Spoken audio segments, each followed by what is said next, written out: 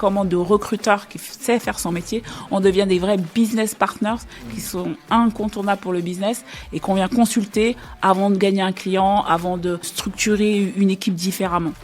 C'est un sport d'équipe, le recrutement. On peut avoir les meilleurs recruteurs. Et moi, j'adore le foot. C'est comme quand tu fais une passe à quelqu'un et que derrière, c'est lui qui doit marquer le but ou elle. Si elle ne sait pas tirer, on ne peut pas scorer, quoi. On ne peut pas gagner.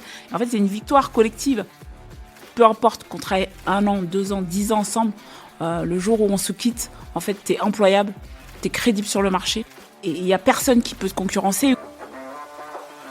Bienvenue dans Tam Tam. Je suis Léo Bernard, le co-créateur de Blendy, la formation recrutement pour passer au niveau supérieur. Ce podcast, sponsorisé par Tim Taylor, te permet de découvrir les meilleurs conseils et tips activables par les personnes qui recrutent, comme mes invités, pour les personnes qui recrutent, comme toi. Bonne écoute. Bonjour à toi Salima. Bonjour Léo. Comment tu vas ? Eh ben, je vais super bien. Et toi ? Écoute, ça va super. J'ai pris mon train. Alors, pour une fois, souvent quand je viens à Paris, je prends mon train très tôt. Et là, j'ai tenté le train de 10h. Du coup, je suis en pleine forme parce que j'ai bien dormi. Normalement, les jours où je viens à Paris, je prends le train à 6h du mat. Du coup, je me lève à 5h. Du coup, c'est horrible, j'ai pas d'énergie. Là, j'en ai plein, donc je suis désolé. Je vais être plein d'énergie pour toi. Je vais te poser plein de questions. Et t'as tellement de trucs à raconter que ça tombe bien. Oui. On a du coup 10 heures devant nous pour faire ce podcast marathon. Ah, ça serait un bon truc, ça, de faire un podcast, un record de podcast. On pourrait faire ça un jour. Je pense que tu as trouvé le bon speaker. Et ben écoute, très bien. Ça, des choses à dire, j'en ai et je parle énormément. Et ben donc, il est 15h, on a 10 heures devant nous d'enregistrement, donc à 1h du mat, on aura terminé, c'est parti. Perdons pas de temps, c'est un truc horrible. Est-ce que tu pourrais te présenter en 2 minutes top chrono, Salima, pour les gens qui ne te connaissent pas ? Ouais, bonjour. Faire un peu plus s'il faut. Ouais, non. Je pense que ça va aller plus rapide. Donc moi, c'est Salima Koné. Ça fait 18 ans aujourd'hui que je fais du recrutement. J'ai été Head of TA donc, dans des grosses organisations, comme c'est le cas, chez Publicis, chez les corporates, donc chez les startups aussi, où j'ai été plus DRH. Et en fait, depuis 2 ans aussi, j'ai une nouvelle fonction qui est celle d'être booster d'intelligence émotionnelle, puisque je fais de la formation à la fois en management et en process com. Donc voilà, je suis passionnée d'histoire, j'aime écouter, entendre des histoires, je suis fascinée par le potentiel humain et la magie du management aussi. Donc voilà, tout ce qui est révéler le potentiel d'un candidat, révéler le potentiel d'un recruteur, parce que je forme et je suis manager de recruteur, mais aussi d'un collaborateur, c'est vraiment ce que j'aime faire depuis 18 ans. Et je suis aussi animatrice sportive, je suis pour Swedish Fit depuis 15 ans et je suis mère de 2 petits maintenant grand footballeur, voilà. Trop bien. Quand tu dis animatrice sportive, c'est genre du coup tu fais des sessions de sport ou tu les commentes en direct, un peu en mode commentateur, les deux ? Non. On n'a pas encore ce modèle-là, mais c'est une bonne idée, commentatrice aussi. Je pense que ça me plairait bien. Ouais. Non, j'anime 2 à 3 fois par semaine des cours de renforcement musculaire et de cardio. Trop stylé, trop bien. J'adore, t'es multi-compétences, comme on dit avec Alice, t'es T-shape, t'as un profil T-shape, recruteuse, manager, formatrice, etc. Bravo, félicitations. Extraordinaire. Merci, j'aime la vie et j'aime me faire plaisir, donc je fais tout ce que j'aime. Non mais t'as raison, c'est bien, il faut. 2 questions que je pose à tous les invités en début d'épisode. Le premier, imagine une utopie du recrutement, elle ressemblerait à quoi selon toi ? Alors moi qui suis très très vindicatrice, très dans l'utopie, c'est un monde sans biais, parce que je me bats contre les biais cognitifs tous les jours, même si moi j'en ai, donc je me bats contre déjà les miens. Et après c'est des managers avec qui je travaille ou de mon équipe, sans CV, un monde sans CV, trop bien, sans recruteur, mais à la place des recruteurs on aurait plutôt des coachs qui seraient plus en mode où ils aideraient les managers et les collaborateurs à vraiment se regarder, à se voir. Trop bien.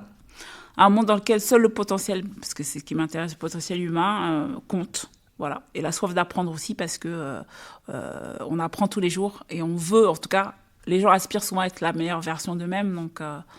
Donc voilà, tu vois, je sortirai même plus enrichie de ce podcast qu'avant de le commencer. Donc trop on apprend toujours. J'adore. Et je me mets une petite idée là pour plus tard dans l'épisode que tu nous parles de potentiel, justement comment tu le décèles. C'est souvent un truc qui est hyper dur, donc je nous mets une note pour plus tard. Où tu me fais penser, si moi j'oublie aussi, mais de pouvoir parler potentiel. Okay. 3e question que j'ai pour toi, avant qu'on passe aux choses sérieuses. Est-ce que tu as un coup de gueule ? Écoute, quand on a préparé, j'en avais pas. Donc, je m'étais dit que j'allais pas faire la française à râler. Mais pour ceux qui me connaissent bien, ils savent que je suis une râleuse, une grande râleuse. Donc voilà. Donc non, moi, la journée de la femme, moi, ça, c'est quelque chose qui m'irrisse un peu le poil. Voilà. Donc moi, je veux pas recevoir une fleur. J'aimerais que les hommes qui nous, ou même les gens qui nous offrent ces fleurs-là s'engagent réellement pour justement réduire ces écarts salariaux, réduire la charge mentale qui peut ne pas toujours être équilibrée. Donc voilà, engagez-vous et arrêtez de nous offrir des roses, même si elles sont jolies. Oui, grave, mais c'est souvent c'est un peu bullshit et quand tu penses, c'est juste sur un jour dans l'année et c'est un peu ridicule. Je précise, on enregistre là, on est le 10 mars, donc on est 2 jours après. C'est pour ça qu'en effet, c'est l'actu chaude qui a dû tirer ses poils. Je trouve que derrière la rose, il y a le fait beaucoup de bullshit. On vous offre ça et on se déculpabilise un peu. C'est trop facile. Allez, t'as 20K en moins sur ton salaire, mais par contre, t'as une rose, donc maintenant arrête de nous embêter. Une rose à 20K, mon Dieu. Oui, c'est très bien. À la limite, voilà, offrons des roses en diamant. Genre, tu vois, pour compenser la différence salariale. Il y a un truc. Ou en or, en plus, le cours de l'or monte tout le temps, donc ça pourrait être un bon truc. Trop cool. Aujourd'hui, le thème qu'on a choisi, je trouve génial et j'espère que cet épisode va être trop bien parce que tu as un rôle qui est un rôle très dur. C'est que non seulement tu es recruteuse, mais en plus, tu manages une équipe de recruteurs et de recruteuses. En gros, c'est le niveau ultime, c'est le boss de fin du jeu vidéo. Déjà que le recrutement, c'est dur. Alors, manager une équipe de recruteurs et de recruteuses, laisse tomber. Et donc, le thème de cet épisode, il est là-dessus. Donc, c'est ton rôle de manager d'équipe recrutement. Oui. Ma première question pour toi, c'est en fait, ce qui est hyper dur, c'est que comment tu fais pour manager en fait c'est comment tu manages des recruteurs et des recruteuses. Déjà que c'est dur de recruter, comment tu fais pour les manager eux et elles? Déjà, je pense que le prérequis, c'est la passion, le courage managérial, mais je m'arrêterai pas dessus, et aussi un peu de vision. Je pense que c'est important parce que c'est vrai que c'est aussi un métier qui est dur, un métier aussi d'usure où on peut ressentir aussi la motivation de ces équipiers qui peut chuter. Et donc nous, on est aussi là pour les galvaniser et pour leur rappeler pourquoi ils font ce qu'ils font. Donc, la passion, moi, c'est déjà... ça fait 18 ans que je fais ce métier-là, je l'adore. Je trouve que c'est un métier qui est positif. Voilà, donc c'est vrai qu'il est souvent relié au RH. Moi, pour moi, c'est encore un métier différent. Okay. Donc, le débat, le recrutement est-il RH Voilà, plus, moi, je serais plus... pour moi, c'est plus du business, parce que je pense que j'ai évolué en cabinet dans un premier temps, donc ça doit être ça. Donc voilà, j'ai cette expertise-là et je suis passionnée. Donc je pense que pour moi, c'est un prérequis. Après, j'ai aussi, moi je forme de plus en plus là des managers. Tu les formes au management ou tu les formes au recrutement? Non, alors je les forme au management. Au management, ok. D'accord, donc j'ai eu l'opportunité effectivement dans une autre vie de déjà le faire. Et comme je vous disais, j'aime faire les choses, j'aime faire ce que j'aime. Très bien. Dans mon temps off, même s'il n'y en a pas beaucoup, je manage. Donc moi déjà, je me remets en question tous les jours parce que quand on apprend aux autres, encore faut-il, on ressasse les fondamentaux du management. Donc c'est un métier qui est hyper difficile. Et je pense qu'il faut le choisir, il ne faut pas le subir, en tout cas. Donc voilà, parce que pourquoi c'est dur? On se fait challenger par son équipe, on se fait challenger par sa direction, qu'on soit en start-up, qu'on soit dans un CAC 40 avec des COMEX. Donc voilà, si on n'aime pas les gens, c'est vraiment compliqué de se lancer dans cette aventure managériale. Et enfin, donc la vision. Oui. La vision, c'est moi j'aime à construire un projet commun, peu importe ce qu'il soit. C'est vrai que quand j'arrive dans des équipes, le but c'est de se dire ok, moi j'aime bien dire un peu comme dans une équipe de foot, c'est quel caractère on a envie d'avoir, quel style d'équipe on veut, quelle va être notre raison d'être, quelles va être nos valeurs. Et puis une fois qu'on a déterminé ça ensemble, quelle est la stratégie, qu'est-ce qu'on veut pour notre organisation et comment on va orchestrer nos compétences ensemble pour répondre à des enjeux business. Donc, je vous donne un exemple très concret, enfin en tout cas Léo, pardon, je te donne un exemple concret, c'est quand je suis arrivée chez Publicis Media, donc le dernier poste que j'ai occupé là en CDI, en tant qu'head-off, mon constat il a été qu'on avait des sourceurs. Ouais. Donc j'avais des super recruteuses qui étaient toutes juniors, avec beaucoup de potentiel d'ailleurs. Que tu as su déceler, ouais. Voilà, exactement. Mais elles étaient là quand je suis arrivée, donc elles étaient 3. Et en fait, elles passaient leur temps à envoyer des CV un peu machinalement. Et puis derrière, on croise les doigts. Donc j'avais souvent cette expression, je croise les doigts pour que ça marche. J'ai dit, en fait, non, c'est pas ça le métier de recruteur. Donc le premier chantier que j'ai mis en œuvre pour mon équipe, ça a été une formation au recrutement que j'ai appelée Level Up. Et le but, c'était de changer la posture. Comment de sourceur qui est Ils juste peuvent aller pour plus moi loin. 10% du métier, tu peux devenir un recruteur. Et aujourd'hui, on est sur encore, mais j'en reparlerai peut-être après, encore une autre dynamique, c'est comment de recruteurs qui sait faire son métier, on devient des vrais business partners qui sont incontournables pour le business et qu'on vient consulter avant de gagner un client, avant de structurer une équipe différemment. Voilà. Oui, tu deviens fondamental et en fait, quand tu penses, le recrutement, c'est le truc le plus business qu'on puisse faire. Je sais plus C'est pour ça que j'adore ce métier. Mais ouais, il est trop bien pour ça. Je sais plus quel dirigeante disait ça justement il y a une semaine, j'ai plus le nom, mais qui a créé genre une grosse boîte dans l'IA et qui dit le truc le plus important à faire dans une boîte, c'est recruter la bonne équipe. Et souvent, t'as des dirigeantes comme ça ou dirigeantes qui disent ce genre de phrases, mais elles sont pas assez dites et les gens réalisent pas que le recrutement, c'est le métier le plus business. Si tu recrutes pas les bonnes personnes de la bonne manière avec le bon timing, en fait, ta boîte, elle sert presque à rien. C'est toi qui amènes les bonnes personnes.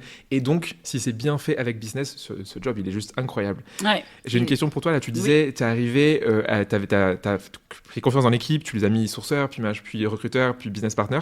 Comment tu fais, admettons, un manager qui nous écoute, qui arrive dans une nouvelle boîte, qui est promu en interne, c'est quoi les choses que tu fais en tant que manager quand tu arrives dans une équipe que t'as pas choisi, tu vois, parce que souvent c'est le cas, oui, t'arrives dans une oui. équipe que tu choisis pas. Alors oui, c'est intéressant ça. Donc, alors le conseil vraiment que je donnerais à tout le manager, peu importe que ce soit recrutement ou pas, c'est d'arriver avec beaucoup d'humilité. Ouais.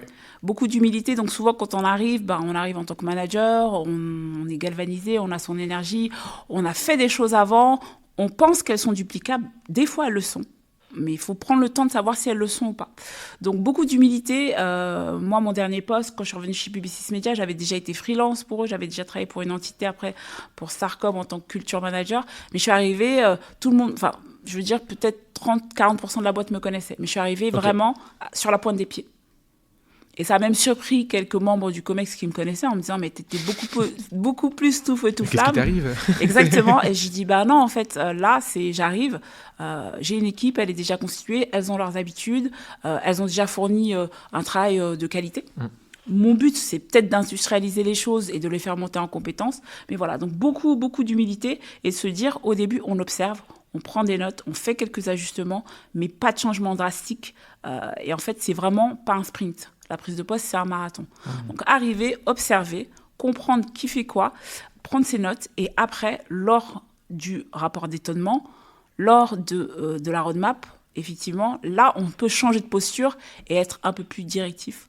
Je te donne un exemple, moi, qui m'a toujours fait sourire quand je suis arrivée. Et là, ça donne tout de suite le ton sur la maturité que peut avoir une boîte. C'est quand j'arrive, donc les recruteurs, je leur dis, bon, bah, OK, votre ATS, montrez-moi l'ATS. Donc, elles ne savent, elles sont même pas, elles ouvrent jamais, l'ATS n'est jamais ouvert. L'ATS n'est jamais ouvert et on me dit, ça sert à rien.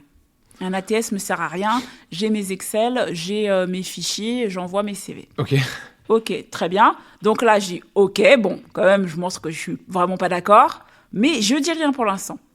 Je note ça et un jour, je demande à l'équipe, est-ce que vous connaissez ce candidat ? Et effectivement, elle le connaissait. Elle me dit, mais oui, mais ça fait... oui, on lui a... Surtout, ne l'appelle pas. Il y a 4 mois, on lui a fait une offre. OK. Et là, je dis, OK.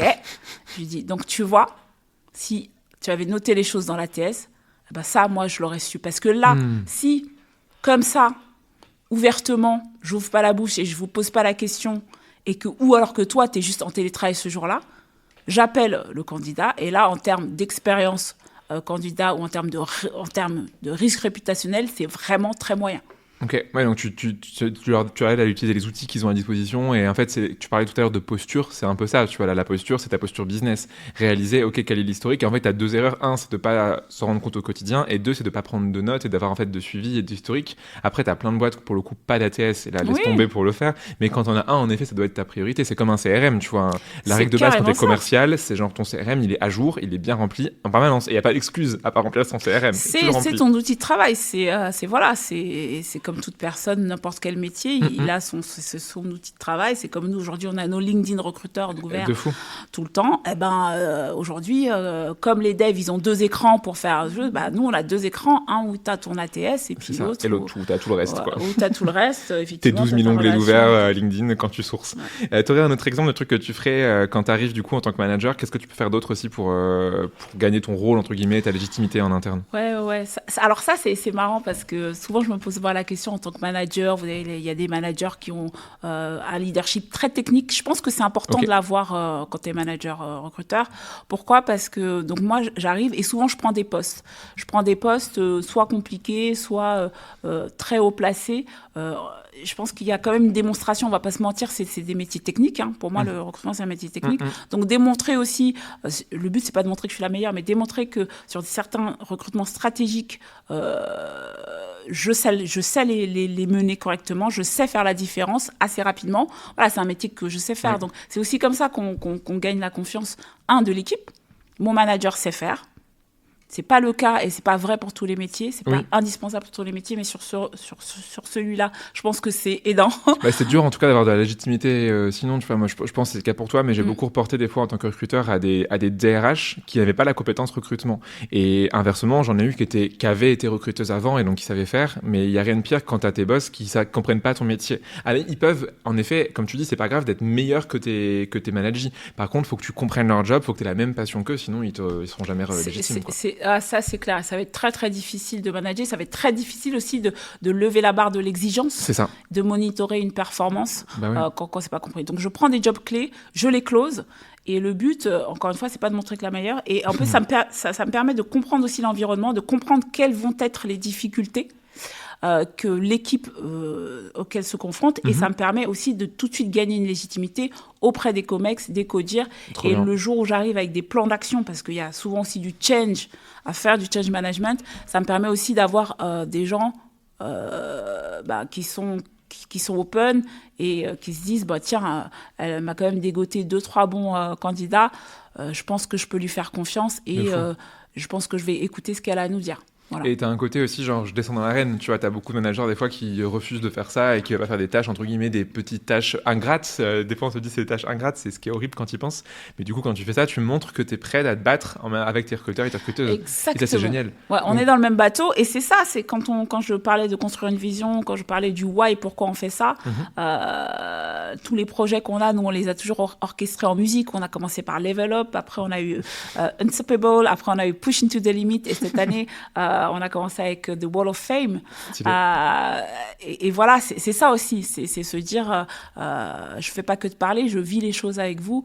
Et souvent, moi, je me retrouve à des fois refaire du sourcing avec mes coéquipiers pour leur montrer que la stratégie qu'elle avait adoptée était peut-être pas la bonne, ou alors pour corroborer que justement la stratégie est bonne ou pas. Enfin, je peux moi aussi me tromper. Oui, mais du coup, tu réalises en effet ce qui va pas. Exactement, ça me permet comme je dis souvent à ma direction, à redescendre pour comprendre vraiment ce qui se passe, même si la data est là, où on est tenu en échec sur certains recrutements. Il faut toujours en recrutement la data la challenger un petit peu, donc c'est hyper important. Est-ce que tu aurais des sortes de quick wins, genre 1 ou 2 exemples de trucs hyper concrets que tu aurais mis en place en tant que manager et qui auraient eu un impact énorme?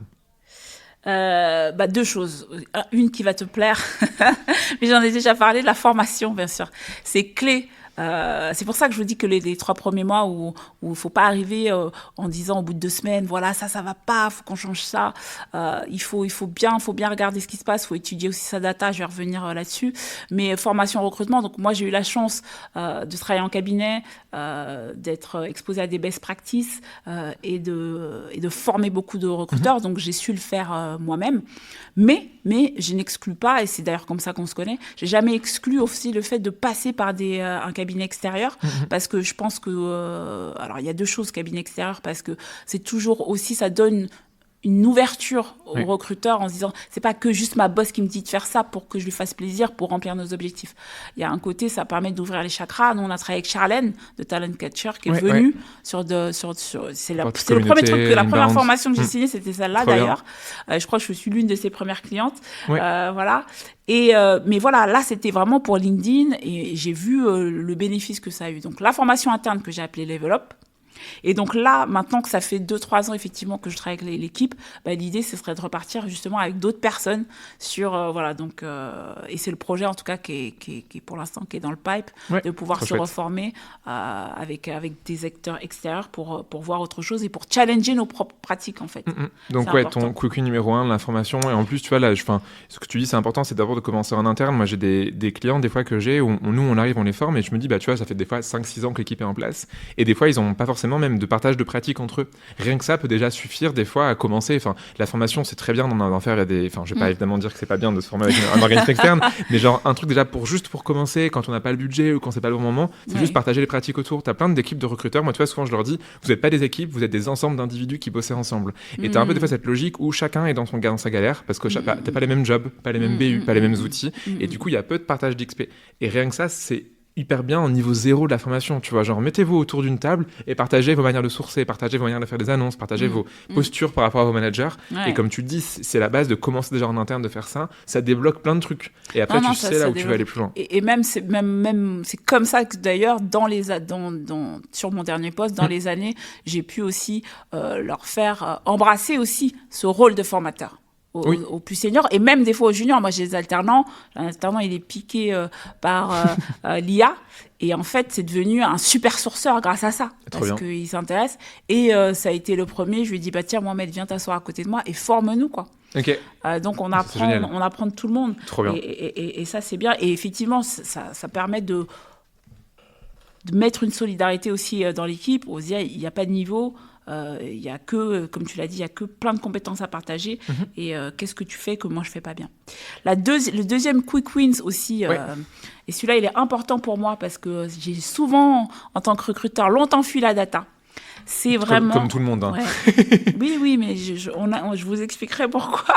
Mais c'est de poser cette exigence aussi, c'est-à-dire que quand j'arrive dans une organisation, une fois que la roadmap elle est lancée, une fois que le rapport d'étonnement il est fait, ça y est, c'est-à-dire que le ton change un peu, c'est-à-dire que là je prends un peu plus de place et dans la direction, c'est-à-dire que déjà je mets en place les KPIs.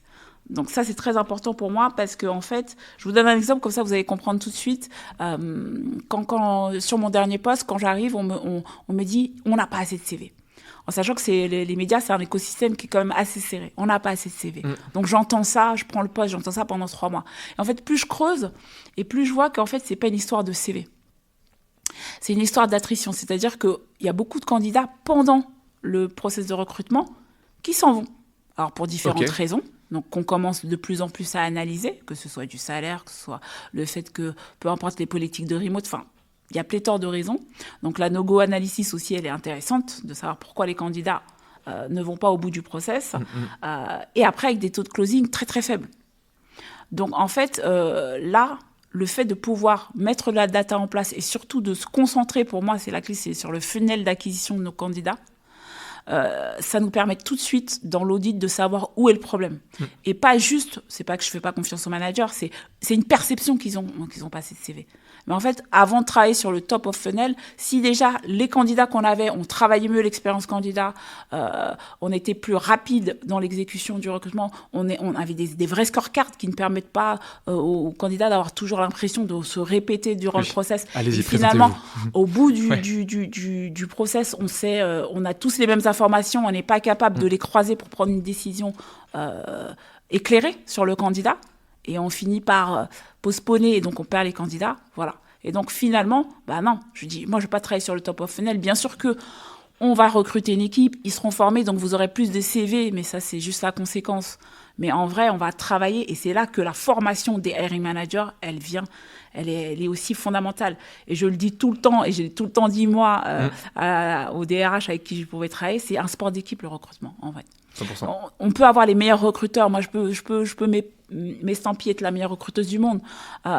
Et moi, j'adore le foot. C'est comme quand tu fais une passe à quelqu'un et que derrière, c'est pas à toi c'est lui qui doit marquer le but ou elle. Si elle sait pas tirer, le but ne sera pas, on peut pas scorer, quoi, on peut pas gagner. Et en fait, c'est une victoire collective. Et souvent, le reproche que moi je peux faire ou la pression qu'on peut avoir, c'est tout. On met la pression énormément sur le recruteur. Mais quand tu regardes le funnel, moi je le fais de manière graphique avec un diagramme. Ça se voit tout de suite. On voit les creux tout de suite. On voit où. Et on voit que ça peut être de l'évaluation. Oui. On peut voir si c'est le brief. Quand on voit que tu envoies 8 CV et que tu n'en as que 2 qui sont reçus par les hiring managers, là, c'est de notre fait. C'est-à-dire qu'il y a un problème de brief, on ne s'entend pas, ou on n'arrive pas à screener les bonnes compétences. Et encore de ton fait ou du fait des managers, parce que s'ils n'ont pas eux aussi fait l'effort de te donner les bonnes compétences, toi, tu penses bien faire. En fait, ils t'ont juste pas donné ce qu'ils voulaient eux. C'est le début, comme tu dis, hyper dur. Et c'est là où tu as le rôle un peu de sélectionneur, si tu veux, du manager qui va devoir dire ce qu'il a besoin. Et toi, après, sur le terrain, en tant qu'équipe recrutement, tu vas aider. J'ai adoré ta métaphore de passe décisive, en fait. Enfin, comme tu dis, le recruteur, la recruteuse, on n'est pas censé être des buteurs. Non, exactement.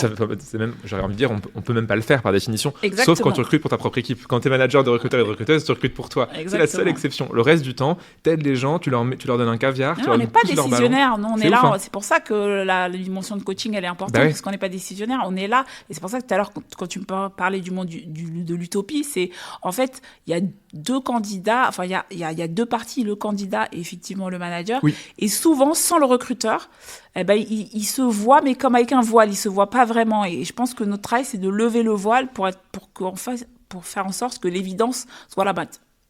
Effectivement, il faut qu'on travaille ensemble. Tu es le bon candidat. Je vais travailler dans la bonne équipe qui va me permettre d'exceller dans mon art et de révéler mon potentiel. 100%, entièrement d'accord là-dessus avec toi. Et c'est toujours un sport d'équipe. Et tu as le paradoxe, et c'est la phrase que dit toujours Élise, c'est le recruteur ne recrute pas. Et tu vois, souvent, une formation manager, on les commence comme ça. Ils sont là, si, c'est votre rôle, c'est votre job. T'es là, c'est le tien. Nous, on est là pour t'aider. D'ailleurs, tu vois, t'es en charge de recrutement, t'es en charge du recrutement, mais t'es en charge d'aider à ce que ça se fasse. Ça veut pas dire que t'es responsable du recrutement. Tu vas aider à ce que ça se fasse. D'ailleurs, les gens qui sont responsables du recrutement devraient s'appeler responsables d'équipe recrutement, tu vois, genre, parce que t'es toujours pas en charge du recrutement. Même quand t'es head of TA, c'est pas toi qui recrutes. C'est les managers, 100% du temps. C'est les managers et moi, je les aide à aller jusqu'au bout, quoi. Aller jusqu'au bout. Ouais, c'est fou, hein. Et souvent, je challenge. Ouais. Je challenge parce qu'il peut y avoir quelques difficultés, et souvent on me reproche, on me dit mais tu es du côté du candidat. Je dis mais il n'y a pas de côté, c'est pas la guerre en fait. Enfin si, c'est peut-être la guerre des talents sur le marché, mais c'est pas une guerre. C'est-à-dire que moi on se doit d'être des facilitateurs. Donc quand il y a un obstacle, peu importe qu'il soit, on est là pour aider à voir est-ce que c'est juste un écran de fumée, est-ce que c'est juste une objection comme ça que le manager nous lance, doté par un biais, n'importe, ou est-ce que vraiment dans son recrutement, et c'est pour ça que comprendre les enjeux business dans chaque recrutement, c'est clé, parce que sinon on n'arrive pas à influencer l'une des deux parties. Voilà. C'est trop bien ce que tu dis. Et est-ce que, avant qu'on passe au deuxième thème que j'avais pour toi, qui était la montée en compétence des équipes, est-ce que tu as une idée à dire? Donc là, admettons, tu as donné plein de conseils pour faire monter en compétence, enfin, quand tu arrives et pour gagner ta légitimité au sein de ton équipe. Est-ce que sur le long terme, admettons, tu restes 3, 4, 5, 6, 7 ans, c'est quoi tes objectifs en tant que manager dans la durée? Comment tu fais ça? Ça, c'est une sacrée question. C'est dur, hein? Ouais, c'est dur parce que je me la pose tous les jours. Bah oui, bien sûr.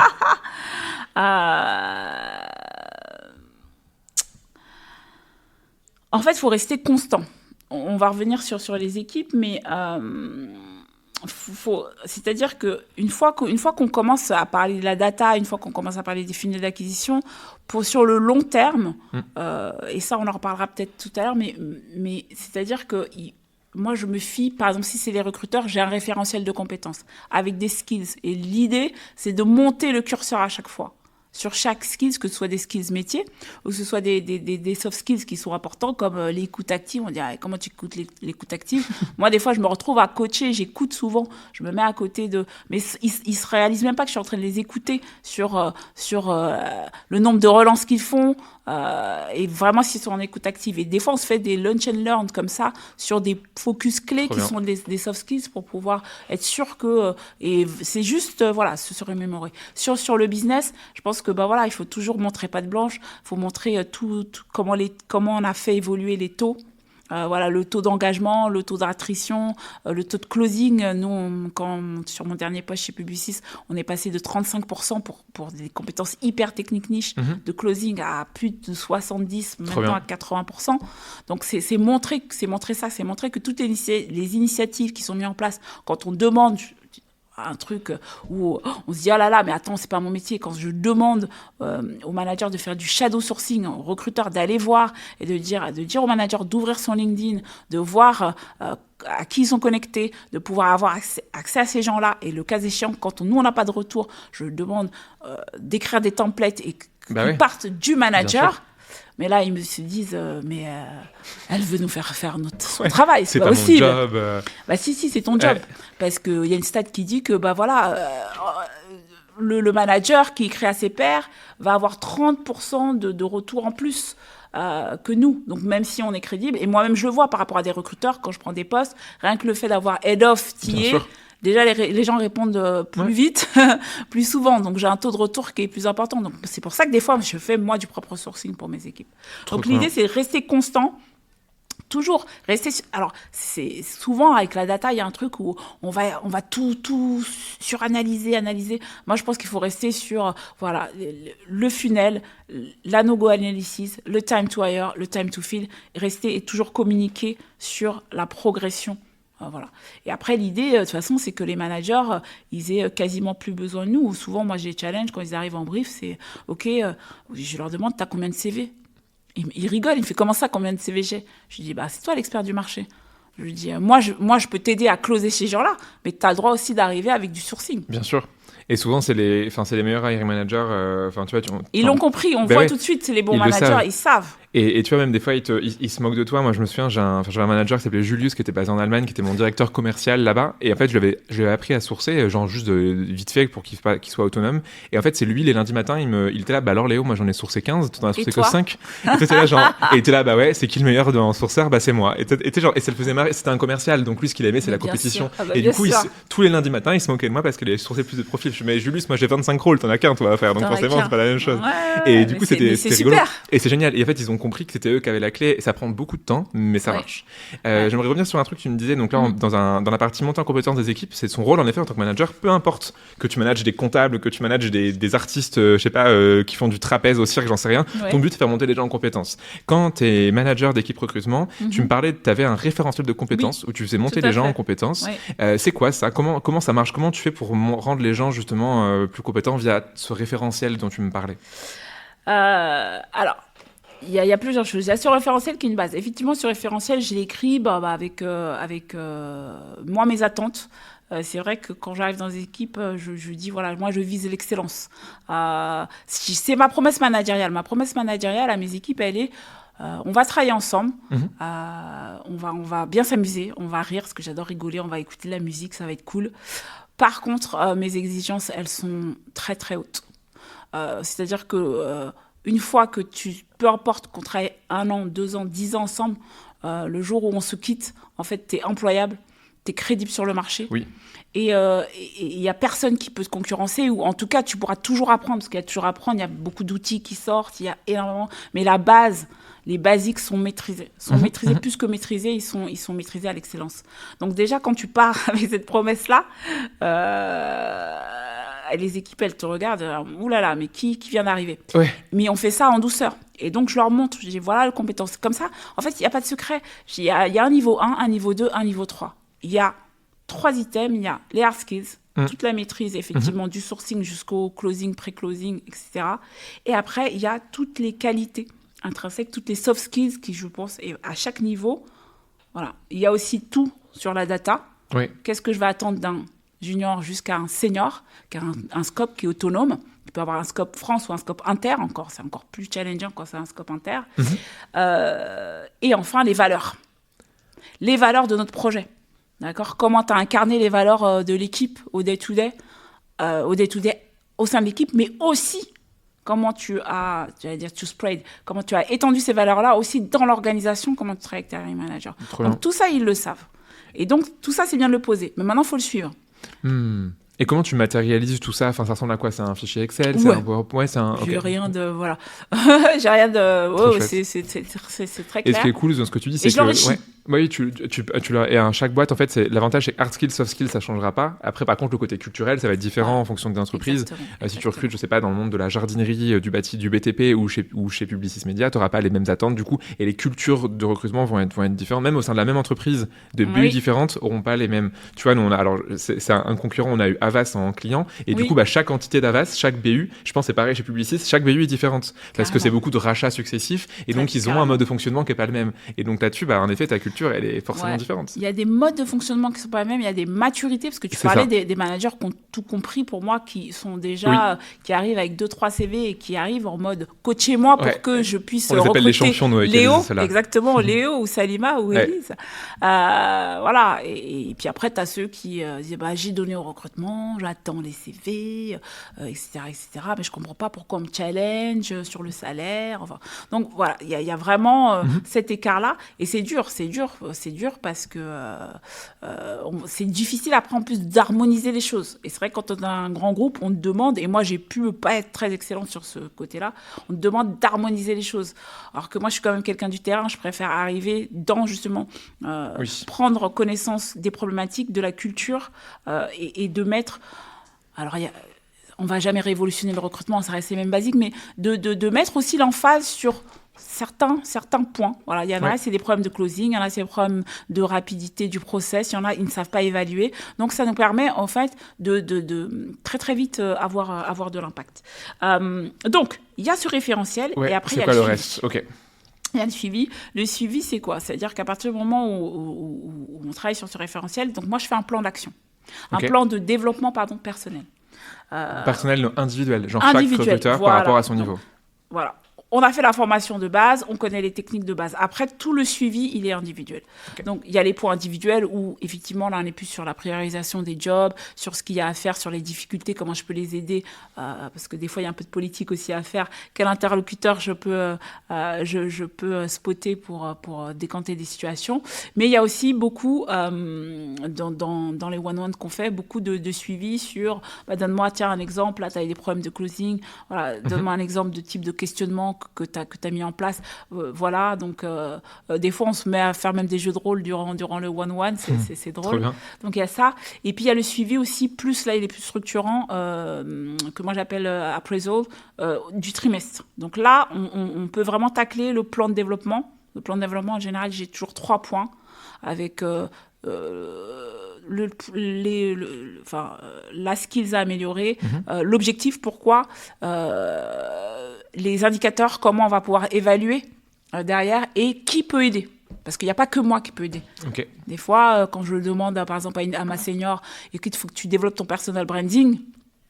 D'accord, voilà, elle peut travailler avec la communication aussi chez Publicis Media pour l'aider à faire ça.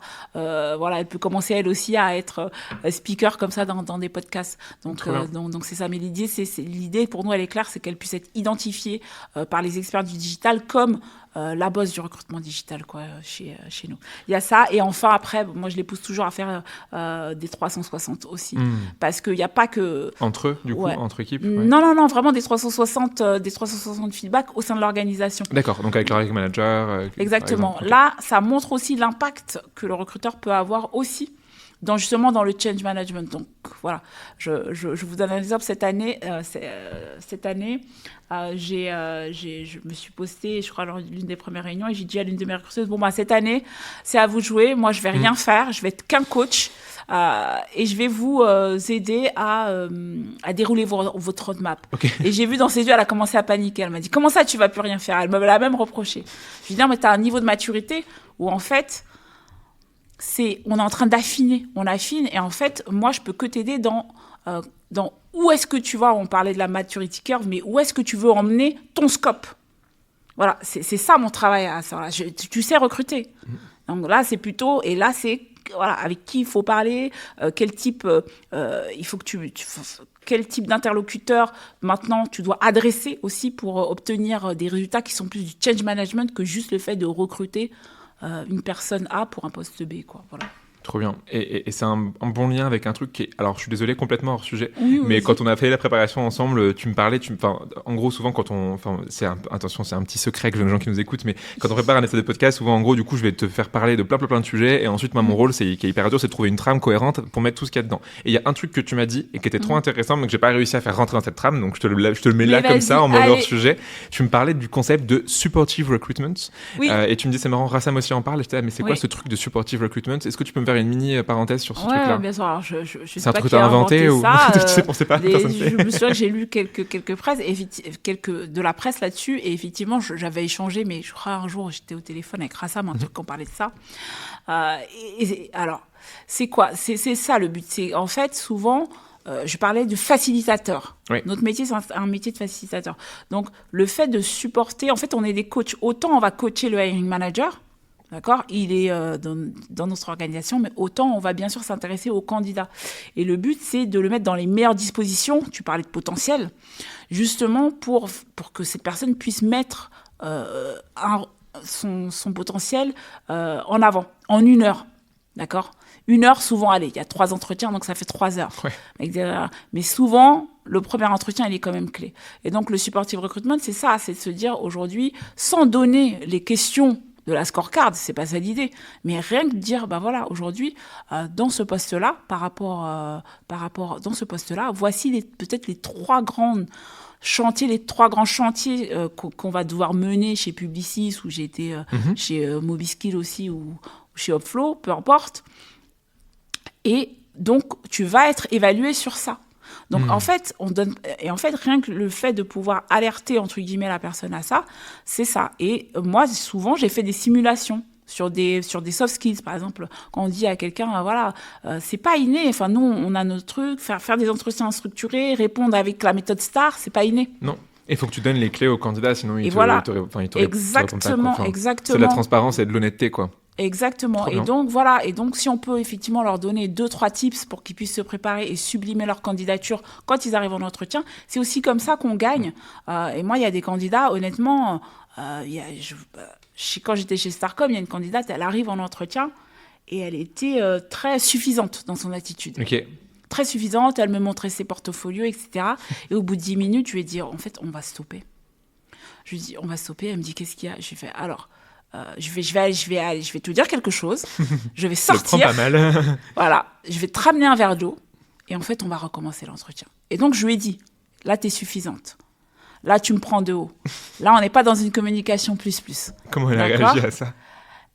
Justement, elle a hyper bien réagi. Et là, j'ai su qu'on allait faire un bon entretien derrière. Elle m'a dit, ah, ok, je m'en étais pas rendu compte.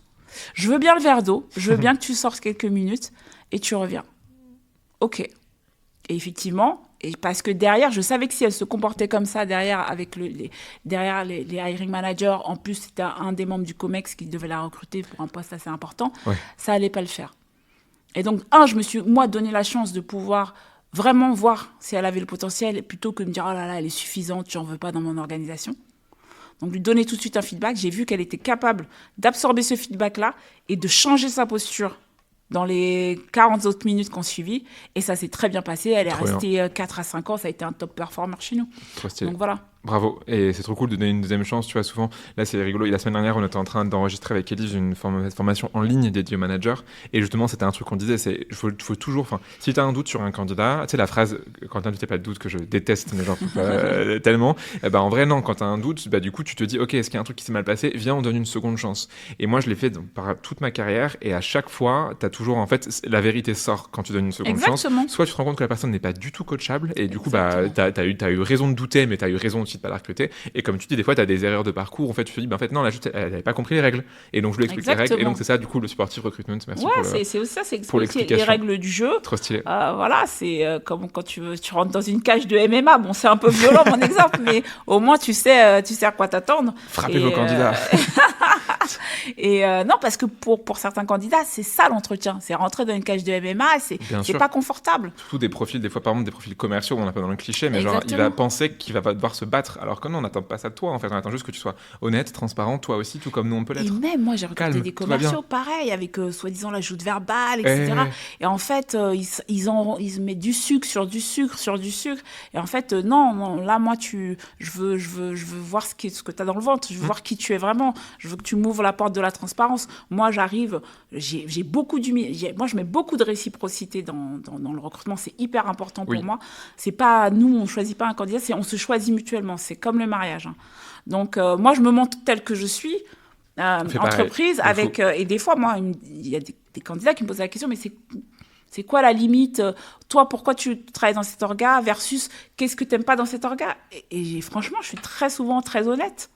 C'est Et important. il faut, ouais, c'est la clé. Et du coup, comme ça, eux, en retour, ils seront hyper honnêtes. Et du coup, Exactement. toi, tu auras les leviers de motivation que tu pourras ensuite passer au manager en mode, Merci, regarde, il m'a dit ça Et c'est ça basta. aussi le coaching, c'est de dire Ouais. aussi, parce que derrière, il y a ça, donner la chance au candidat, mais il y a aussi donner aussi la chance au manager de préparer les entretiens aussi pour pouvoir se dire, bah, tiens, j'ai vu beaucoup de potentiel chez cette candidate-là.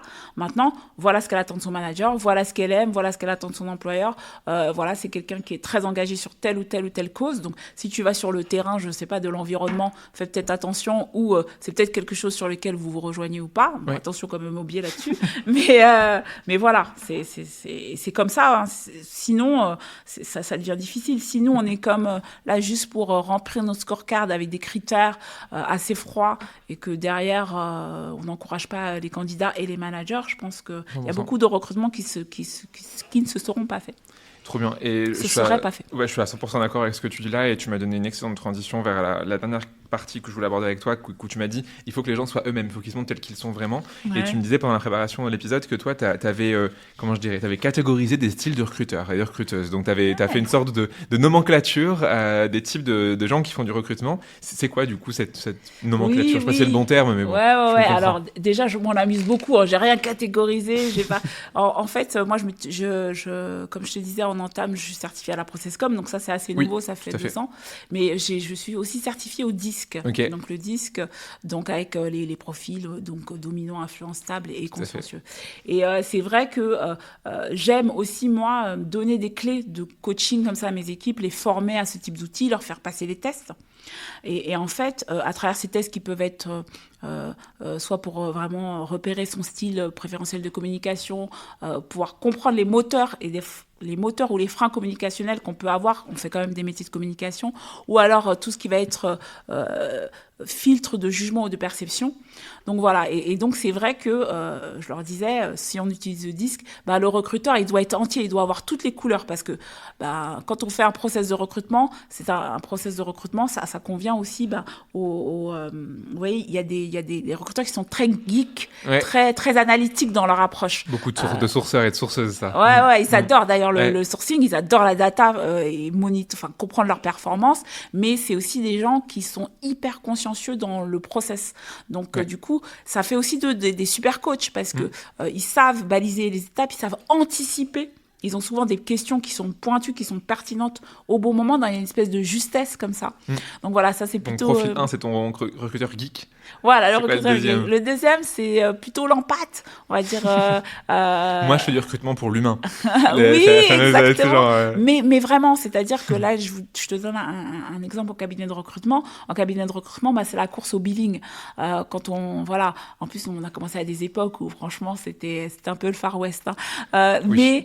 le recrutement n'était pas aussi mature qu'aujourd'hui, ou avec beaucoup de précautions autour des candidats. C'était vraiment la course aux chiffres.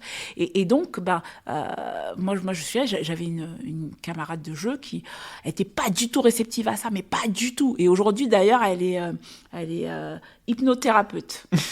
Elle a carrément brillé. Oui, mais elle a été une excellente recruteuse bien à partir du moment où moi, je l'ai managée. Et je lui ai dit, en fait, si l'argent ne te motive pas, c'est pas un problème. Je dis, par contre, qu'est-ce que tu aimes dans ce métier? Elle m'a dit, moi, j'aime aider les gens. J'aime aider mon client. Ça veut dire que c'est quelqu'un qui a développé une qualité d'écoute. Mais je pense que beaucoup de commerciaux n'ont pas. Et c'est ce qui a fait sa force. Elle écoute les candidats, elle écoute les clients. Elle veut vraiment apporter une aide avec beaucoup de sincérité. Et ça, closer un deal, pour elle, c'était trouver la solution à un problème. C'est ça. Et pas juste trouver une personne qui fera le taf pendant 2 ans, le temps de choper sa com, et puis on verra plus tard. Exactement. Et donc, à partir du moment où on a découpillé ça chez elle, c'est devenu un top performer. Trop stylé. Ça, c'est important. Donc, profil geek, profil empathique. Profil empathique. Après, le profil, moi, je pense être plus dans cette catégorie-là. L'influenceur, le connecteur, le networker. Celui qui adore créer des réseaux, qui connaît tout le monde. Moi, aujourd'hui, même peu importe, à tous les niveaux, on m'appelle. Est-ce que tu connais quelqu'un qui fait ci? Je connais tout le temps quelqu'un qui fait quelque chose. Sam et Mickaël, c'est des profils d'influenceurs empathiques. Grave, voilà. Et eux, ils le marketent encore mieux. En plus, Voilà, donc, et c'est ça, en fait, notre travail, c'est ça, c'est de se dire, on maîtrise, on anime un vivier, on anime une communauté. Et par exemple, moi, j'ai aujourd'hui une recruteuse beaucoup plus geek, et je lui demande d'aller vers ça. Donc, anime ta communauté. Maintenant que tu es une experte, il faut que tu animes pour plus faire de sourcing, en fait. D'accord ? Et enfin, après, voilà, il y a le profil un peu plus dominant, donc celui qui voit à chaque fois dans des contraintes des opportunités. J'en ai vu beaucoup en cabinet où quand on leur dit non, moi, c'est que le début, ouais. Exactement. Et ça, et on sent cette énergie, cette excitation de se dire mais en fait, je vais tellement creuser, je vais tellement comprendre les enjeux, parce qu'il y a aussi, bien sûr, voilà, je vais tellement comprendre les enjeux de ce recrutement, et surtout, je vais te montrer que tu as tort. Il y a ce côté-là aussi qui les anime. Et en plus, ils adorent les défis. Ils adorent les défis, donc tous les recrutements un peu périlleux, ils adorent s'y confronter. Trop bien. Voilà, et là-dessus, donc tu as parlé de disque et processcom. Est-ce que du coup, tu dirais que avec ces 4 profils, on est plus sur t'es soit l'un soit l'autre, un peu comme le disque, ou est-ce que t'es comme processcom, t'as un peu de tout et tu dois les changer? Et deuxième question sous-jacente, c'est quoi pour toi le meilleur profil pour le recrutement aujourd'hui? S'il y en a un, t'as le droit de dire qu'il y en a pas. Ouais, t'inquiète pas, ma réponse va être assez claire. En fait, c'est ce que je dis. J'ai mis aussi quand j'étais la DRH de Mobiskill, donc à cabinet de recrutement, j'ai mis en place le disque, et justement, on s'est démontré qu'en fait, toutes les étapes du recrutement, il fallait avoir les 4 couleurs. Ok. En fait, et c'est ça, tu parlais de check, tu parlais de 360, c'est là, c'est-à-dire quand est-ce que je vais faire appel à mon côté consciencieux, quand est-ce que je vais être stable, quand est-ce que je vais jouer le rôle du networker, surtout quand on est dans les cabinets 360 où on fait son bizdev et on fait son sourcing. Bien sûr. Donc, il y a énormément d'étapes avant d'arriver à clôturer un recrutement. Et donc, oui, et donc, pour moi, c'est les deux. Souvent, les gens disent, oui, mais dans le disque, je suis jaune et vert. Mais en fait, non, t'es tout. On a tous les mêmes couleurs. Et c'est comme dans la processcom qui, oui, effectivement, est plus fluide là-dessus, en disant, voilà, vous avez une structure de personnalité, et vous pouvez aller chercher au moment où vous avez besoin tel type de compétences, enfin, c'est pas vraiment des compétences, mais tel type d'énergie. De communication, ouais. Voilà, et de communication pour vous plugger à votre interlocuteur, et pour gérer aussi votre stress. Donc c'est ça la magie. C'est pour ça que j'aime ces outils-là, parce que et j'aime bien faire réfléchir mes recruteurs autour de ça, pour qu'ils voient en fait qu'ils mobilisent énormément de compétences pour faire un recrutement. Et c'est pour ça que chaque recrutement, il faut le célébrer. Et c'est pour ça que je pense qu'ils peuvent être fiers du travail qu'ils font. Et donc, du coup, ta réponse à la deuxième partie de la question, c'est il faut les 4 profils, en fait, pour être bon. Enfin, exactement. Il faut développer l'aptitude. Voilà. Et après, on n'a pas besoin, voilà, si on est un recruteur très, très geek, très process-oriented, et qu'on nous demande d'être plus dans le côté influenceur, qui est un peu, on va dire, l'extrême. Enfin, c'est pas vraiment l'extrême. Oui. Mais moi, j'en connais plein. Ils savent le faire, en fait. C'est juste, au bout d'un moment, tu as compris que c'était plutôt des skills de networker qu'il fallait mettre en place. Tu sais les mettre, tu n'as pas besoin de rester dans cette énergie-là toute la journée. Et à partir du moment où tu le fais parce que tu en as besoin et tu arrives à le conscientiser, tu as tout gagné, en fait. Ah, mais 100%. Et ça veut pas dire, enfin, tu parlais de l'influence, ça veut pas dire être un influenceur en mode faire des posts LinkedIn tous les jours. Non. Limite même, je dirais, les meilleurs sont ceux qui sont les plus, qui ont des réseaux tentaculaires, mais invisibles, tu vois, et qui arrivent à créer des ponts. Tu vois, moi, j'ai bossé 1 an chez L'Oréal. Chez L'Oréal, ta vie entière est faire du réseau, en fait. Enfin, ta compétence principale que tu dois avoir dans ta carrière là-bas, c'est faire du réseau en permanence. Et dès que tu as un truc qui se passe, ton réflexe, c'est tu prends ta tête, qui est ta map. Exactement, tu fais ta carte mentale, tu sais, genre, et du coup, tu fais le lien entre A et B, et puis ça marche, quand ça marche, c'est parfait. Et tu n'as même pas besoin de bosser après si tu connais les bons réseaux. En recrutant, c'est pareil. Après X années. C'est pour ça que je dis, en fait, moi, mon objectif est là. Bon, je vais pas rassembler, je vais pas être fédératrice en disant, mais soyez feignants. Oui, de fou. Ah, mais de toute façon, le recrutement, c'est un job où plus t'es feignant, plus t'es efficace dans ton job. Mais il faut être intelligent. C'est de la feignantise intelligente, je sais pas comment tu dis ça, de la feignantise maligne. C'est pas juste j'ai flemme de sourcer. Non, c'est comment je peux ne pas avoir à sourcer en mettant d'autres trucs. Et pour être feignant, il faut travailler en amont, par contre. Oui, c'est ça. Tout bon feignant. De toute façon, c'est pour ça qu'on dit que les gens intelligents sont les plus feignants, parce qu'ils arrivent à créer des manières de ne pas avoir à faire comme tout le monde et de gagner du temps en faisant en sorte que ça se fasse tout seul, par exemple. Tu vois, je te donne un exemple, tu parlais de Charlène, tu étais formée du coup de technique d'inbound.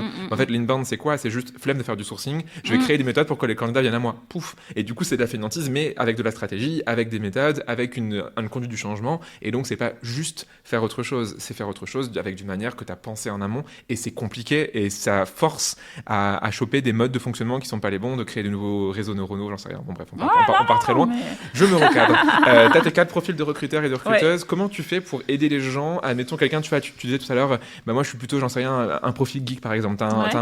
T'hérites d'un recruteur dans ton équipe. Tu te dis, moi je suis profil geek. J'adore les profils geeks. Parce que comment je fais pour comment tu fais pour aider quelqu'un qui a qu'un seul type de profil sur les 4 à aller sur le reste un petit peu? Ou est-ce que d'ailleurs c'est utile d'aller sur les autres forcément? Non, si, c'est utile de pouvoir savoir le faire quand on en a besoin, encore une fois. Voilà, c'est ça. On n'est pas dans une case, pour moi, la réponse, elle va être assez bateau, je sais pas, mais c'est à partir du moment où les gens, ils arrivent à conscientiser ça, déjà, ils ont tout gagné, en fait. Conscientiser, tu veux dire qu'ils sont dans ce type de profil c'est-à-dire qu'ils savent où sont leurs forces, quelles sont les compétences qui leur demandent zéro énergie. Donc, à partir du moment où tu es dans un truc qui te demande zéro énergie parce que tu es chez toi, tu joues à domicile, comme on dit. Voilà. Par contre, quand tu joues à l'extérieur, tu sais que, voilà, il va falloir que je me prépare à telle ou telle chose. Donc c'est ça. Donc, voilà, là, je parlais d'une des seniors avec qui je bosse encore quelques semaines, là. Et elle me dit, ouais, mais le personal branding, c'est pas trop mon truc, etc. Et je lui dis, OK, bon, aujourd'hui, comment tu peux faire pour... attirer ta communauté à toi. Donc, elle attend. On va mettre en place une brique CRM. Elle l'attend comme... de fou. Elle l'attend parce qu'elle s'est dit, je vais me régaler. Vous voyez encore le truc, elle est hyper organisée ici. Et en fait, je lui dis, voilà, on a tiré le fil. Et en fait, la conclusion, je lui dis, mais en fait, tu peux. T'as pas besoin de personal branding, enfin, ou le fait de communiquer sur LinkedIn. T'es pas obligé de communiquer sur toi comme moi, je peux le faire là en étant avec toi, Léo. Tu peux très bien utiliser tout, et on travaille dans un groupe de communication, tout ce qui se passe sur ton scope, oui, bien sûr, pour le relayer. Et voilà, et toi, tu es un peu dans l'ombre, mais tu relais un contenu qualitatif.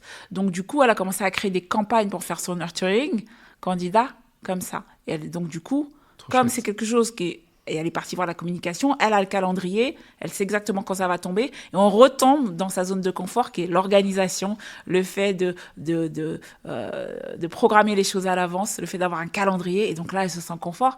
Et voilà, et finalement, elle développe son personal branding quand même. Ouais, t'aides les gens à trouver leur style de faire ce genre de compétences. C'est ça, en fait. Trouve une stratégie. Je te demande pas d'être comme moi. Souvent, les gens, oui, mais je suis pas comme toi. Mais c'est pas ce que je te demande. Parce que toi, t'as plein de compétences aussi que moi aussi, sur lesquelles j'ai moins d'énergie, auxquelles j'aspire. Et donc, on est une équipe, on se complète comme ça. Trop bien, canon, j'adore. J'ai une dernière question pour toi, pour clôturer l'épisode avant de te parler des 3 questions finales que je pose à tous les invités. Il y a une compétence sur laquelle je pense toute entreprise galère, tout recruteur, recruteuse, ça les saoule. Et alors que toi, en tant que manager d'équipe recrutement, tu veux que les gens fassent tout ça. Tu l'auras deviné, c'est la data. Comment t'aides des gens qui font du recrutement à être plus data-driven, comme on dit? Ouais. Alors, on revient à ce qu'on s'était dit. Donc, moi, je l'ai pas été en cabinet. Je me cachais. Mon manager, je le détestais. Mais en fait, par contre, il y a une seule phrase qu'il m'a dit qui m'a fait comprendre à quel point la data, c'était précieuse. Je donne un exemple très concret. Donc, première année, on est un tout petit cabinet qui se développe en France. Première année, je dois faire 15 recrutements. Mais à l'époque, 15 recrutements, c'est bien, puisque on débarque de nulle part, faut tout créer. Ouais.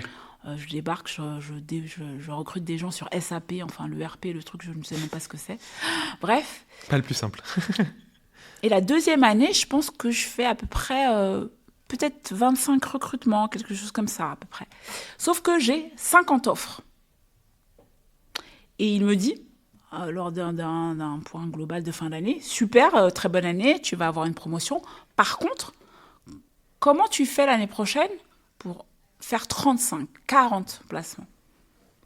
Et je lui réponds, je travaille plus. Et il me dit, non. C'est pas la réponse que j'attendais. Il me dit, tu dois mieux travailler. T'es pas promu, t'es ça? si, je l'avais dit. Le piège, tu sais. Ok, t'es pas mieux travailler. Ouais. T'es pas promu, pardon. Je t'ai induit en erreur. C'est pas la bonne réponse de dire ça. Tu vas mieux travailler. Parce que tu vois, en fait, en vrai, tu vas mettre toute ton énergie à devenir quelqu'un qui close mieux ses recrutements. Parce que là, tu as laissé filer 25 opportunités, en fait.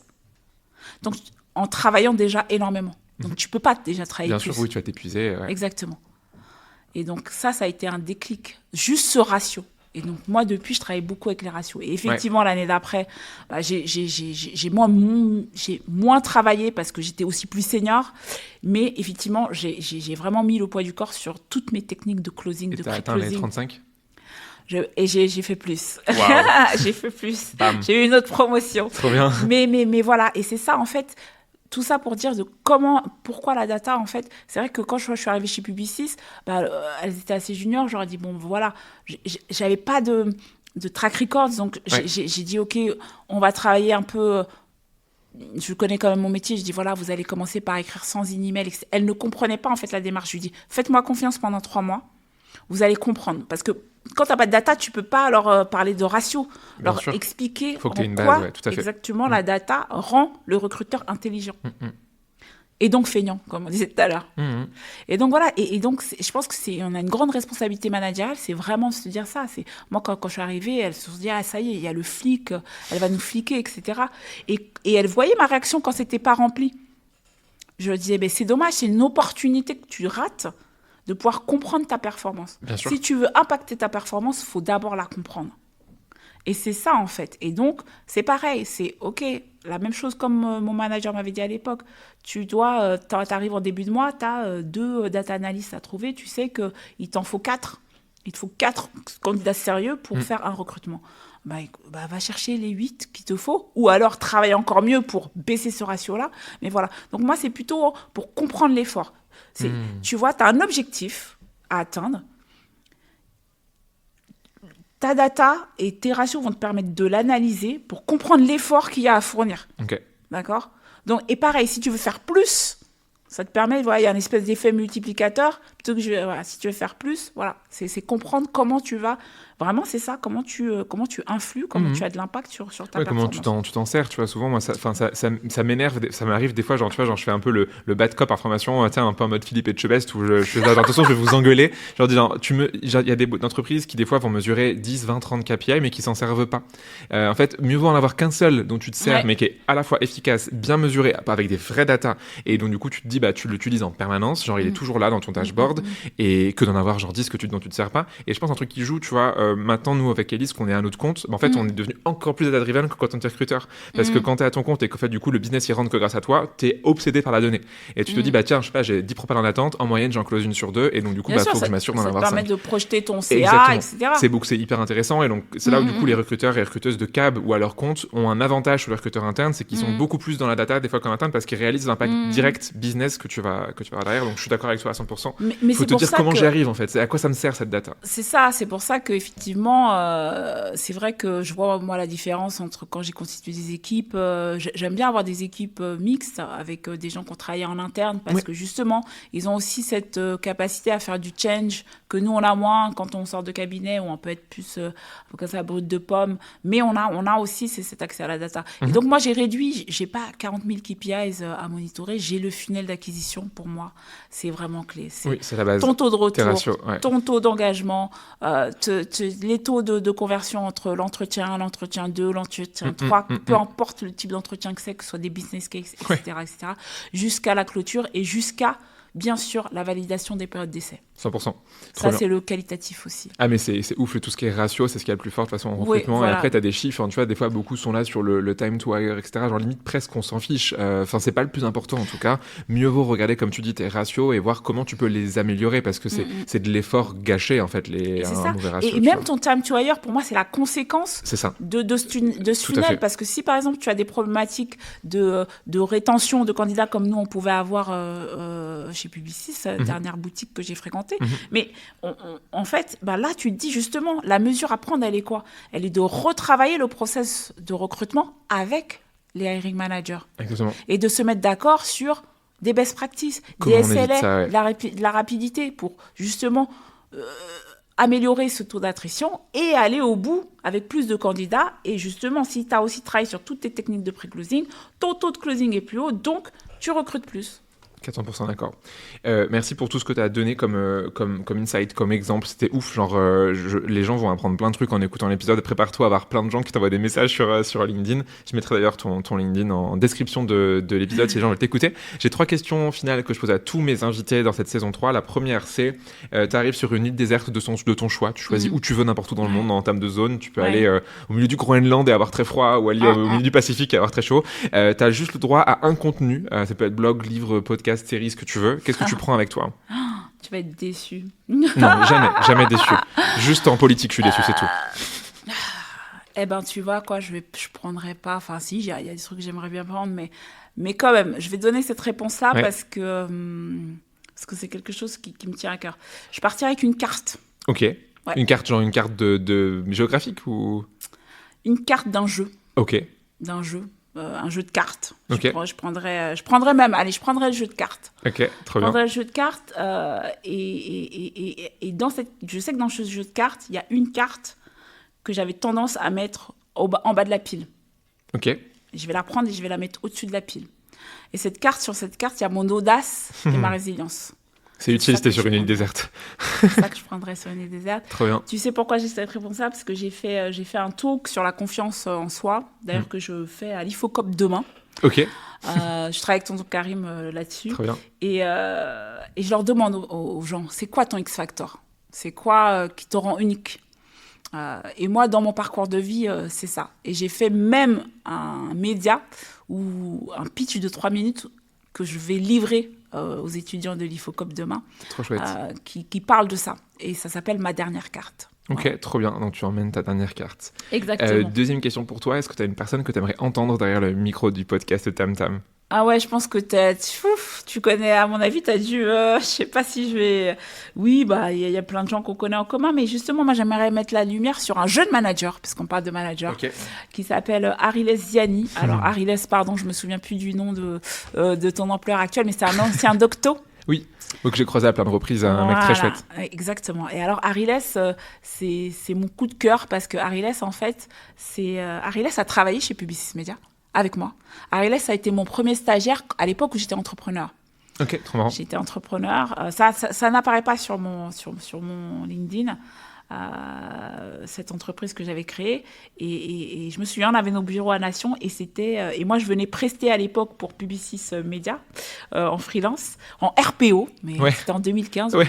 C'était peut-être les prémices du RPO dans l'industrie, j'en sais rien. Personne ne connaissait. Et Ariles, c'était mon stagiaire. Stylé, trop bien. C'était mon stagiaire. Ah, ça va être marrant. Et on a grandi ensemble. Et après, il a travaillé en tant qu'engagement manager chez BNP avec mon mari. Et un jour, il m'a appelé, il m'a dit Yarassam, je sais pas trop quoi, qui m'appelle pour Doctolib. J'ai dit tu vas y aller. Ça a l'air chelou comme truc. Il se met à rapper des fois quand je lui parle. Il était dans une ESN aussi qui avait pignon sur rue, mais je lui ai dit là on te propose la Ligue des Champions, mec, donc vas-y. Trop bien. Ouais, ça a dû bien l'aider, je pense, parce que c'est et aujourd'hui il est super content parce que je pense qu'avec le travail qu'il a fait avec Rassam et le travail qu'on a fait ensemble, et plus la contribution effectivement de l'apport aussi que Rassam a eu avec lui et le travail qu'ils ont effectué. Voilà. Donc c'est un jeune manager, il travaille dans une ESN qui est pas très connue, donc si on peut mettre la lumière sur ses pratiques. Et je pense que c'est un recruteur en pâte aussi. J'adore. Trop bien. Ça m'étonne pas. Mais écoute, trop chouette. La prochaine fois que je le croise, du coup, je lui proposerai. Je dirais que ça vient de toi. Il sera content. Dernière du coup question. Enfin, pas vraiment une question, mais est-ce que tu as un mot de la fin, / une phrase de fin? Ça peut être tout ce que tu veux. Ça peut même être j'ai faim, il est 16h, je vais aller manger un cookie. Quelle est ta phrase de fin? Écoute, c'est puisqu'on est sur les managers. Voilà, je voulais faire un truc avec mettez-y du cœur les recruteurs, mais c'est un peu galvaudé. Je dirais, choisissez ce métier en conscience. Vous avez une responsabilité qui est importante, c'est un métier qui est difficile vraiment, parce que encore une fois, je le répète, on se fait challenger par son équipe. Encore ça peut aller, mais il faut être un bon manager, c'est important. En tout cas, d'être un manager. Voilà. Et on se fait challenger aussi par tout ce qu'il y a autour, c'est-à-dire tout l'écosystème, nos managers, tous les head-off qu'on a qui sont sous pression pour recruter, qui ont des objectifs à remplir, et on travaille dans des marchés pénuriques où même on se fait challenger par les candidats. Donc je pense que ça va jamais. Ouais, il faut y aller. C'est une promotion souvent comme dans tous les métiers de management, on prend le meilleur commercial pour être le directeur commercial, le meilleur recruteur. Mais en fait, si vous n'aimez pas les gens, si vous n'avez pas envie de faire ça, si vous n'avez pas envie de transmettre, si vous n'êtes pas prêt à prendre aussi des coups qui viennent un peu de partout, parce que voilà, c'est aussi un métier dans lequel on peut être seul. Oui. C'est un ring de boxe, le recrutement. Hier, j'ai re-regardé Million Dollar Baby et c'est ça en fait. Tu te prends des coups tout le temps et il faut que tu aies des bons coachs. Donc en tant que manager, ton rôle c'est d'aider tes poulains qui sont en train de se battre sur le ring. Quoi. Et souvent même on se met, souvent on protège, on prend les coups aussi parce que c'est aussi notre responsabilité qui fait ça. Donc faut pouvoir être prêt à défendre, sa philosophie de recrutement, 2, son équipe, et puis 3, vraiment avoir une vraie capacité à fédérer toute l'équipe, ceux qui marquent les buts, c'est-à-dire les hiring managers et les directeurs et comex qui vont avec. Faire les passes décisives, les petits caviars, comme on dit, par le de football. Et je finirai sur un dernier truc. Tu disais que tes enfants, c'est du foot. Tu vois, moi, un truc marrant que j'avais fait à l'époque, c'est que j'avais fait tu vois le principe des FIFA cards, tu sais, avec les différentes compétences. Ils m'en font tout le temps. Moi, j'avais fait des FIFA cards pour mes équipes. Génial. Pour justement leur montrer, les 2 étaient fans de foot à l'époque, puis il y a une troisième qui arrivait, qui était pour le coup, lui, fan de foot américain, donc il comprenait rien au FIFA cards. Mais du coup, les 2 premiers, ils étaient là, mais oui, moi, je veux être Bayern Munich, moi je vais être Arsenal, et donc je vais arriver avec tel type de joueur, et donc du coup je leur ai mis les 6 compétences majeures recrutement, et donc il y avait des scores de 0 à 100, et du coup ils avaient leur propre FIFA card, et on les updatait tous les mois, genre je disais je t'attribue plus 5, t'as fait tel entraînement, et donc c'était trop marrant, ça peut t'inspirer, tu vois, ça croise le foot et tu vois, non mais c'est bien, mais parce que merci pour ce tip, parce que du coup avec mon tableau Excel, là ça va me permettre de suivi, là ça va me permettre de gamifier en FIFA card. Avec de l'IA en 2 secondes tu peux le faire en plus, donc, merci, mais mon fils qui a 6 ans il m'en fait tous les jours, et voilà, tu lui demanderas, au mieux ce sera lui qui va m'apprendre à faire des FIFA cards recrutement. La boucle est bouclée. Merci Salima pour tous les conseils que tu as donnés. C'est un épisode qui va être très chouette, et tu auras plein de gens qui vont te contacter à la suite de l'épisode comme à chaque fois. Je te souhaite de passer une excellente journée.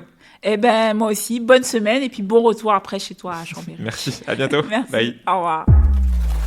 Tu es arrivé au bout de l'épisode. Merci et bravo. Merci parce qu'on met du temps et du cœur à faire ce podcast avec tous mes invités. Donc en écoutant jusqu'au bout, ça fait grave plaisir. Bravo, car en écoutant Tam Tam, tu progresses dans ton recrutement, tu fais de la veille, tu challenges tes pratiques, et ça, c'est vraiment chouette. Et si tu veux aller encore plus loin et te former avec Blendy, tu sais où me trouver. Maintenant, si ce podcast te plaît, tu sais ce qu'il te reste à faire. En parler au monde entier et faire des t-shirts à mon effigie.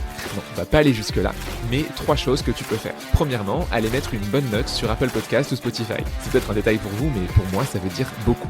Deuxièmement, tu peux en parler autour de toi. Et 3, tu peux envoyer un petit mot doux à l'invité du jour si tu l'as trouvé pertinent. Je suis sûr que tu feras des heureuses et des heureux. Allez, à très vite pour un nouvel épisode de Tam Tam.